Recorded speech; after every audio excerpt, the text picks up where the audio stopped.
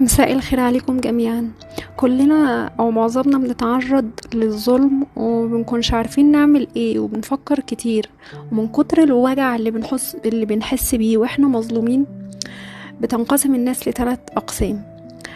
النوع الاول بيبقى عايز ياخد حقه، فبيفكر بكل الطرق الانتقامية ان هو ياخد حقه، وفي الحالة دي اولا طاقة الانتقام هتترد لك، ثانيا حتى لو انتقمت وبالطريقة اللي تريحك برضو مش هترتاح من وجع الظلم اللي واقع عليك.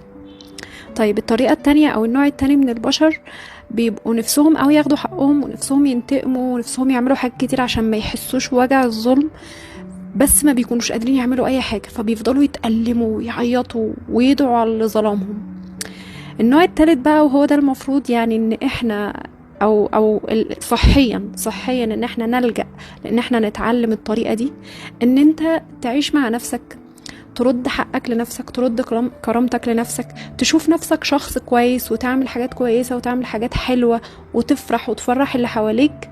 والظالم ده خليك متأكد ان ربنا سبحانه وتعالى بيرد المظالم، فلازم تبقى واثق من ربنا سبحانه وتعالى انه هيجيب لك حقك لغاية عندك من غير اي مجهود ولا اي تعب منك خالص، لان ربنا ممكن يسامح في حقه ويتجاوز عن حقوقه، لكن ما بيسامحش في حق البشر.